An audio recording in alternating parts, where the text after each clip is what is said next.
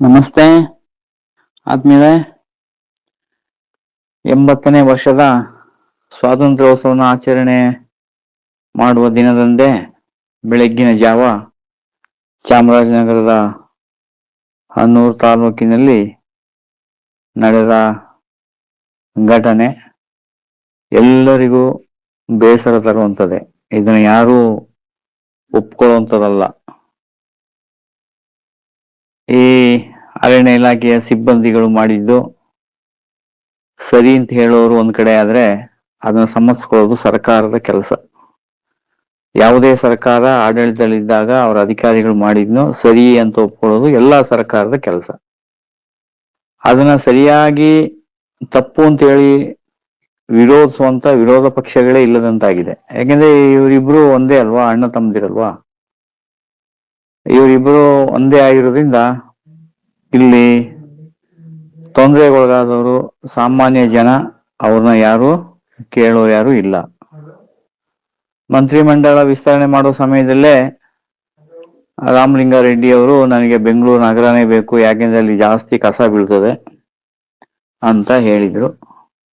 ಆಮೇಲೆ ಹೇಗೋ ಆಗೋ ಹೀಗೋ ಏನೋ ಮಾಡಿ ಅವ್ರಿಗೆ ತಗೊಂಡೋಗಿ ಅರಣ್ಯ ಇಲಾಖೆನ ಕೊಟ್ಟಾಗ ಅವ್ರು ಒಂದೇ ಒಂದು ಹೇಳಿದ್ದು, ನನಗೇನೂ ಗೊತ್ತಿಲ್ಲ, ನಾನು ನಗರದಲ್ಲೇ ವಾಸವಾಗಿದ್ದವನು, ನಗರದಲ್ಲೇ ಬೆಳೆದವನು ಅಂತೇಳಿ. ಹೌದು, ಅವ್ರ ತಂದೆ ತುಂಬಾ ಒಳ್ಳೆಯ ವ್ಯಕ್ತಿ, ಆದ್ರೆ ಅವರು ದುರಂತ ಕೂಡ ಬಹಳ ಕಷ್ಟದಲ್ಲೇ ನಡೆದಿದ್ದು.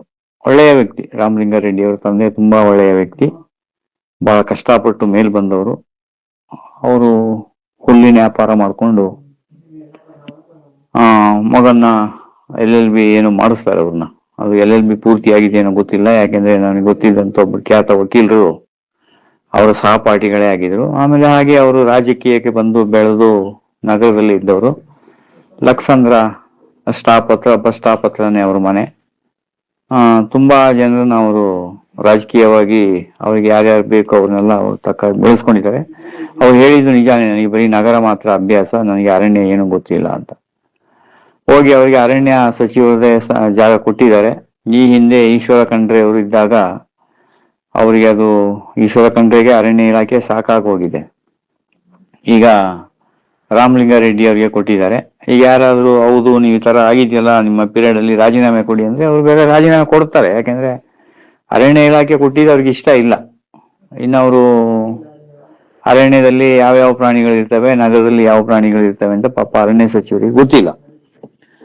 ಹೇಗೋ ಈಗ ಏನೋ ವೈದ್ಯರು ಹೇಳಿದ್ದು ಹಾಲು ಅನ್ನ, ರೋಗಿ ಬಯಸಿದ್ದು ಹಾಲು ಅನ್ನ ಅಂದಂಗೆ ಈಗ ಜನ 100 ವಿಭಾಗದಲ್ಲಿ ಜನ ರಾಜೀನಾಮೆಯನ್ನ ಕೇಳ್ತಾ ಇದ್ದಾರೆ.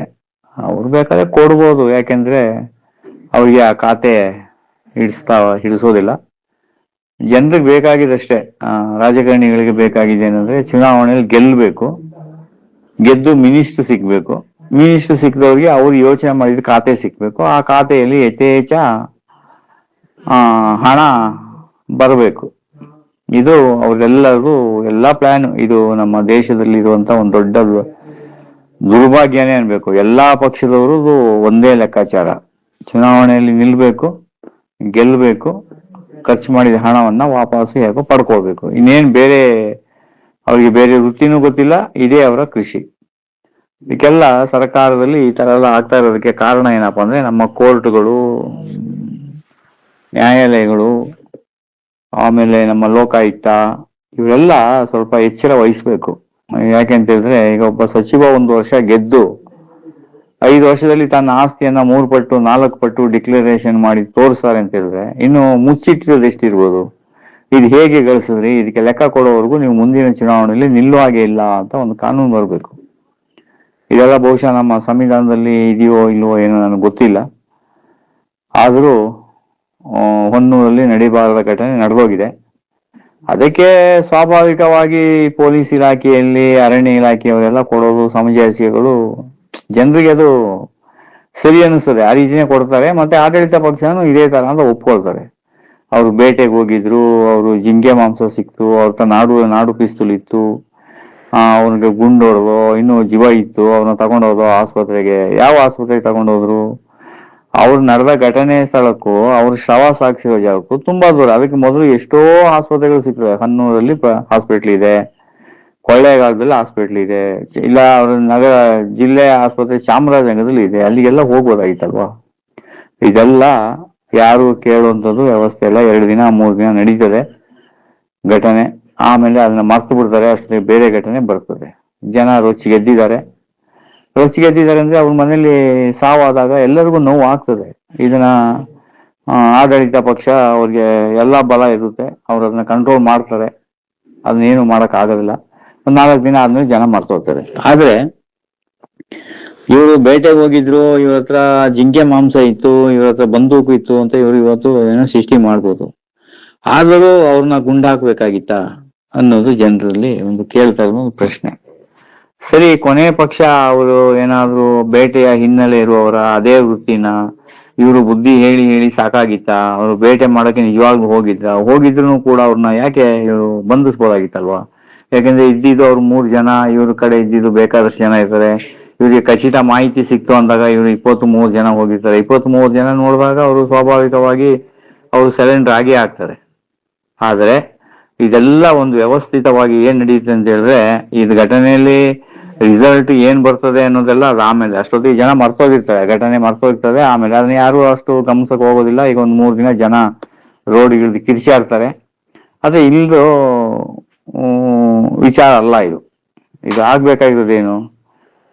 ಈಗ ಅವರ ಅರಣ್ಯದೊಳಗೆ ಜನ ಬೇಟೆ ಆಡಕ್ಕೆ ಹೋದ್ರು ಅಂತ ಅಂದ್ಬಿಟ್ಟು ಅವ್ರನ್ನ ಇವ್ರು ಗುಂಡು ಹಾಕೋದಾದ್ರೆ, ನಾಳೆ ನಮ್ಮ ರೈತರು ನಿಮ್ಮ ಆನೆ ಹುಲಿಯನ್ನ ನೀವು ಕಾಡೊಳಗೆ ಇಟ್ಕೊಳ್ದೆ ನಮ್ಮ ತೋಟಕ್ಕೆ ಬಿಟ್ಟಿದ್ದೀರಲ್ಲ ಅಂದ್ಬಿಟ್ಟು ಇವ್ರು ಏನಾದ್ರು ಅದನ್ನ ಓಡ್ಸಕ್ ಹೋದಾಗ ಇವ್ರಿಗೆ ಗುಂಡು ಹೊಡೆದ್ರೆ ಏನಾಗ್ಬೋದು? ಆಗುತ್ತಾ ಅದು? ಅದು ಆಗದಿರೋ ಕೆಲಸ. ಈಗ ನಾವು ಏಟಿಗೆ ಏಟು ಎದುರು ಏಟು ಅಂತ ಹೇಳೋದಲ್ಲ ಇದು. ಈ ತರ ಮಾಡಕ್ ಆಗಲ್ಲ.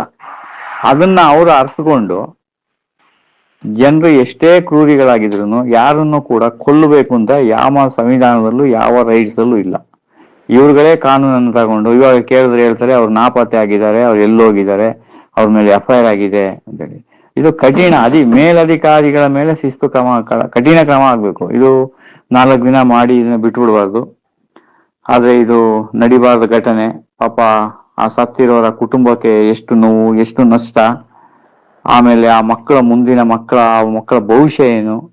ಆಮೇಲೆ ಅವರ ಮಕ್ಕಳ ತಂದೆ ತಾಯಿಗೆ ಒಂದು ಕಪ್ಪು ಚುಕ್ಕೆ ಬಿದ್ದಾಗೆ ಅಲ್ವಾ? ಅವ್ರು ಏನಾದ್ರು ಅದೇ ವೃತ್ತಿ ಇದ್ಕೊಂಡು ಮಾಡ್ತಾ ಇದ್ರ? ಇದೆಲ್ಲವನ್ನ ಯೋಚನೆ ಮಾಡ್ಬೇಕು. ಇದು ಕ್ರಮೇಣ ಏನ್ ಮಾಡ್ತಾರೆ ಅಂತ ಹೇಳಿದ್ರೆ, ಅರಣ್ಯ ಇಲಾಖೆ, ಪೊಲೀಸ್ ಇಲಾಖೆ, ಸರ್ಕಾರ 3 ಸೇರ್ಕೊಂಡು ಕ್ರಮೇಣವಾಗಿ ಅರಣ್ಯ ಪ್ರದೇಶದಲ್ಲಿ ಇರುವಂತ ಗ್ರಾಮಗಳನ್ನ ಒಂದೊಂದನೆ ಖಾಲಿ ಮಾಡಿಸುವಂತ ಒಂದು ಕೆಲಸ ಇದು. ಯಾವುದೋ ಒಂದು ಘಟನೆ ನಾಡಿ ಅವ್ರನ್ನ ಖಾಲಿ ಮಾಡಿಸಿದ್ರೆ, ಅರಣ್ಯವನ್ನ ಈಗಾಗಲೇ ಅನೇಕ ಅರಣ್ಯಗಳನ್ನ ಖಾಸಗಿಯವರಿಗೆ ಕೊಡ್ತಾ ಇದ್ದಾರೆ. ಅದೇ ರೀತಿ ಹಳ್ಳಿಗಳನ್ನ ಒಂದೊಂದೇ ಖಾಲಿ ಮಾಡಿ ನಾವು ಬಂದೂಕಲ್ಲ ಆಡಳಿತ ನಡೆಸ್ತೀವಿ ಅಂತ ಅನ್ನೋದು ತೀರ್ಮಾನಕ್ಕೆ ಬಂದಿದೆ. DK ಶಿವಕುಮಾರ್ ಅವರ ಸರ್ಕಾರದಲ್ಲಿ ಈಗ 3 ಜನ ಈ ಲೋಕ ತ್ಯಜಿಸುವಂತ ಒಂದು ವ್ಯವಸ್ಥೆ ಆಗಿದೆ. ಇದನ್ನ ಇವರೆಲ್ಲ ಸೇರಿ ಈಗ ಬಿಡದಿಯಲ್ಲಿ ಇದನ್ನ ಪ್ಲಾನ್ ಮಾಡಿದ್ರು, ಅಲ್ಲಿ ಈ ತರ ಮಾಡಕ್ ಆಗ್ಲಿಲ್ಲ. ಈಗ ಅದನ್ನ ಒಂದೊಂದೇ ಘಟನೆಗಳನ್ನ ಮಾಡ್ತಾರೆ. ಯಾವತ್ತೂ ಆಡಳಿತ ಪಕ್ಷ ಸಾಮಾನ್ಯ ಜನರನ್ನ ತೊಂದರೆ ಕೊಟ್ಟು ಅವ್ರನ್ನ ಒಕ್ಕಲೆಬ್ಬಿಸೋಕೆ ಪ್ಲಾನ್ ಮಾಡ್ತಾರೆ ವಿನಃ ಬೇಕಾದಾಗ ರೈತರನ್ನ ಬಳಸ್ಕೋತಾರೆ. ಆದ್ರೆ ರೈತರನ್ನ ಉದ್ಧಾರ ಮಾಡಕ್ಕೆ ಯಾವ ಸರ್ಕಾರನು ಬರೋದಿಲ್ಲ, ಯಾವ ಮಂತ್ರಿಗಳು ಬರೋಲ್ಲ. ಹಾಗೆ ಸಂಬಂಧಪಟ್ಟಂತ ಅಲ್ಲಿಯ ಶಾಸಕರು, ಸ್ಥಳೀಯ ಮುಖಂಡರು, ಆಮೇಲೆ ಉಸ್ತುವಾರಿ ಸಚಿವರು ಅವೆಲ್ಲ ಹೇಳುವ ಸಮಜಾಯಿಸಿಗೆ ಕೇಳಕ್ ಹೋದ್ರೆ ಅದೇ ಅವರು ವಿರೋಧ ಪಕ್ಷದ ಇದ್ದಿದ್ರೆ ಹೇಳೋದು ಬೇರೆ ಆಗೋದು. ಈಗ ಆಡಳಿತ ಪಕ್ಷದಲ್ಲಿ ಇರೋದ್ರಿಂದ ಒಂಥರ ಹೇಳ್ತಾ ಇದ್ದಾರೆ. ವಿರೋಧ ಪಕ್ಷದವರು ಯಾರು ಇದ್ರ ಬಗ್ಗೆ ಎಲ್ಲೂ ಮಾತಾಡ್ತಾ ಇಲ್ಲ. ಒಟ್ನಲ್ಲಿ ಈ ರೀತಿ ಘಟನೆ ನಡಿಬಾರ್ದು. ನಡೆಯೋದು ಇದು ಮುಂದಕ್ಕೆ ಅರಣ್ಯ ಇಲಾಖೆಗೂ ಒಳ್ಳೇದಲ್ಲ, ಪೊಲೀಸ್ ಇಲಾಖೆಗೂ ಒಳ್ಳೇದಲ್ಲ, ಸಾರ್ವಜನಿಕರಿಗೂ ಒಳ್ಳೇದಲ್ಲ. ಇದನ್ನ ಆದಷ್ಟು ಸತ್ಯಾಂಶಗಳನ್ನ ಪರಿಶೀಲಿಸಿ ರೈತರಿಗೆ ನ್ಯಾಯ ಸಿಗ್ಬೇಕು, ಅವರ ಕುಟುಂಬಗಳಿಗೆ ಪರಿಹಾರ ಸಿಗ್ಬೇಕು. ಸಂಬಂಧಪಟ್ಟ ಅಧಿಕಾರಿಗಳನ್ನ ಸರಿಯಾದ ಕ್ರಮ ಇರಬೇಕು. ಯಾರು ಸಾರ್ವಜನಿಕರಿಗೆ ಏನು ಶಿಕ್ಷೆ ಕೊಡ್ತೀರೋ ಅದನ್ನು ಸಮೇತ ಅಧಿಕಾರಿಗಳಿಗೆ ಕೊಡ್ಬೇಕು. ಅವಾಗ ಮಾತ್ರ ಇದನ್ನ ನಾವು ಕಂಟ್ರೋಲ್ ಮಾಡಕ್ ಸಾಧ್ಯ ಆಗ್ತದೆ. ಎಲ್ಲರೂ ಯೋಚನೆ ಮಾಡಿ. ಇದು ವ್ಯವಸ್ಥಿತವಾಗಿ ರೈತರನ್ನ ಹದ ಮಾಡುವ, ಕಂಟ್ರೋಲ್ ತರುವಂತ ಒಂದು ವ್ಯವಸ್ಥೆ. ನಮಸ್ತೆ.